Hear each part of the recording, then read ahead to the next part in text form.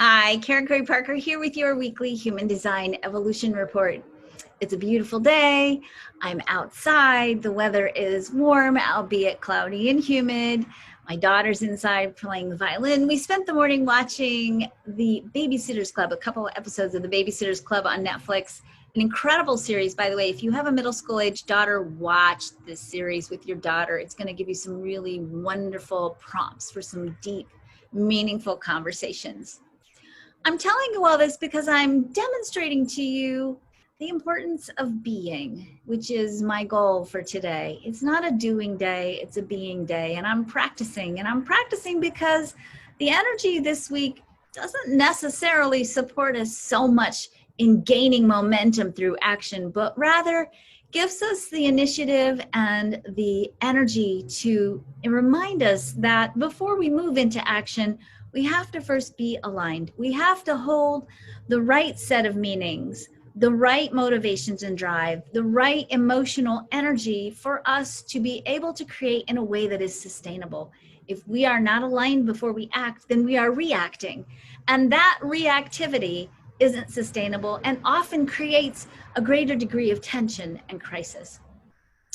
We start the very beginning of the week with the sun in the gate 39, the earth in the gate 38, the gate 39 being the gate of recalibration, the gate 38, the gate of the visionary.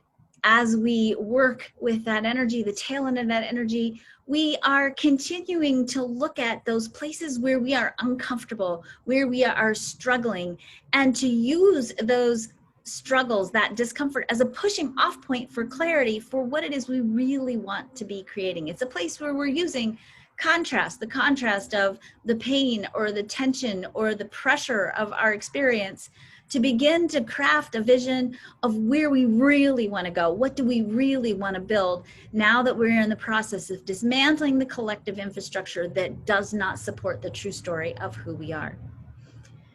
The sun moves on Tuesday into the gate 53, the gate of starting, the earth into the gate 54, the gate of divine inspiration. Both of these energies are energies that are located on the root center. They give us a tremendous amount of pressure, and it's the pressure to start. So we've just come through this cycle of upheaval. Obviously, the cycle of upheaval is not over, by the way. It's going to keep going until February of next year. So don't even start thinking we're done, because we're not. But we have a little break this week, okay? But not much of a break, because we're actually still in the 2-week shadow of a full moon / lunar eclipse that has echoes and intensity that are going to keep going. So this is a temporary lull, but not the end of the upheaval. Just don't want you to have false expectations.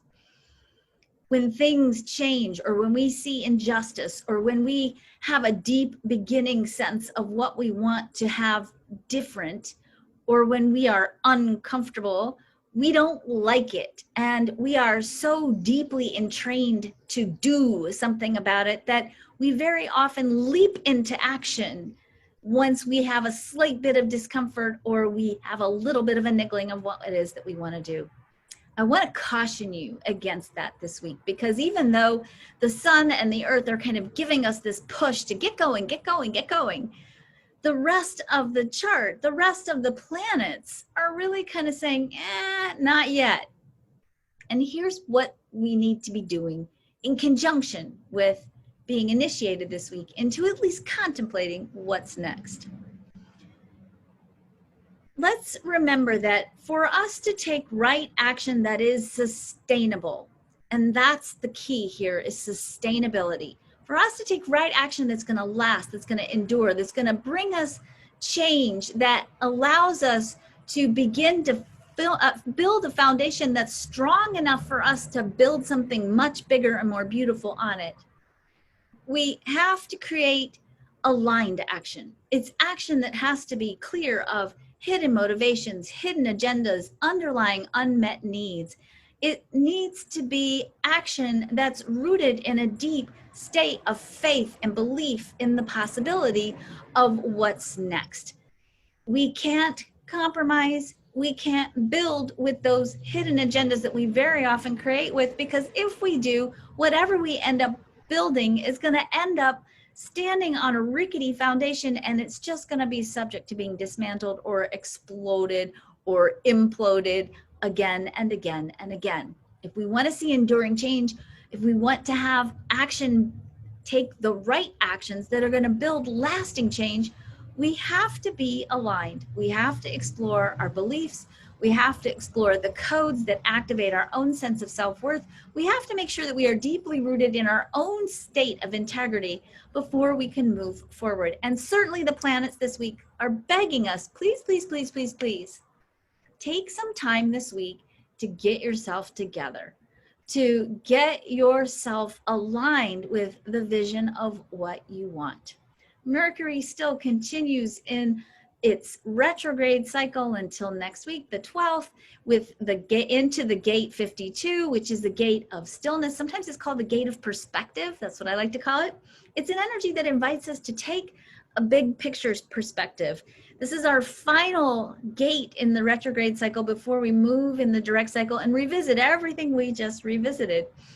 This perspective that Mercury is inviting us to take is giving us an opportunity to really look at the lay of the land, to see what's necessary, so that when we get ready to take action, we focus our energy and our attention on the next right step, so that we're not wasting our energy, so that we're not doing things in vain, so that we're actually really putting our energy towards something that's going to produce the results, the transformation that we're seeking.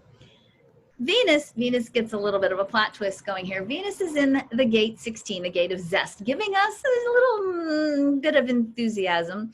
That zest is awesome, but remember that the enthusiasm of the 16 is only helpful when you've done your homework. So even though we have sort of this sparkle and excitement about, ooh, what's next? We're on a new journey, right? And that new journey starts with that first exciting step. We can't take the next right step if we don't have a point B on the map, if we don't know where we're headed. So even though, again, we've got this kind of push forward, this feeling like we're all revved up with nowhere to go, we can't go anywhere until we know where we're headed. And we're not there yet. We're still clarifying and we're still exploring. If you can think of it this way, it's almost like we've blown apart our house. And actually, we're not done blowing apart our house. We are blowing apart our house. And we're standing on the platform, kind of individually picking up all the little bricks of what was our home before. And we're making decisions about, do I want to keep this brick, or am I done with this brick? We haven't finished taking it apart, and we haven't finished doing the assessment yet. So we can't rebuild until we have greater clarity about where we're going. With Mars in the gate 17, the gate that I like to call the gate of anticipation, that sets us up to begin again to look forward to where are we headed next. It makes us vulnerable to being subject to other people's approvals or opinions as we share where it is we're headed. I throw this one down as sort of a cautionary flag on the play this week. I want to invite you to dream internally this week, to contemplate in quietness with yourself this week. We run the risk anytime we transmit and share a dream, if we're not strong enough in the vision ourselves that we're holding and we share it before we're ready, we are subject then to other people's thoughts about our manifestation. When we're building our faith training wheels, when we're building our faith muscles, we're not strong enough yet to necessarily carry ourselves with faith to the beginning manifestation of our vision. We're vulnerable to what other people think, to other people's opinions. Use this energy to anticipate, to think, to wait with delicious, eager, positive expectation, to begin to be curious about what signs are showing up, but don't go blabbing your vision all over the place. Cool your heels. That's the mantra for this week. Cool your heels, okay? Because the next right step and the people who will support you in manifesting those next right steps to take us all to the fulfillment of this vision we're collectively building, they'll show up. They'll show up when we're ready. They'll show up when the timing is right. They'll show up when you've done the inner alignment so that whatever it is we're building is sustainable and enduring. It gets, again, tricky this week because we've got Jupiter in the 61, we've got Pluto in the 61, and we've got Uranus in the 24, which completes the channel 6124, which is the channel of cosmic perspective.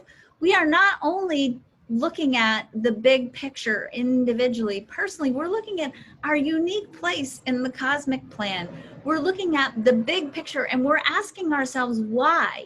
And from that exploration of why, we're finding the bigger lessons, the bigger blessings in our experiences. We're learning what we needed to learn to move forward and to transform. But the shadow side of this energy is that it causes us, if we don't understand why, or we can't yet see the bigger picture about what it is that we're doing or where it is that we're headed, we are at risk for rationalizing or settling for less than.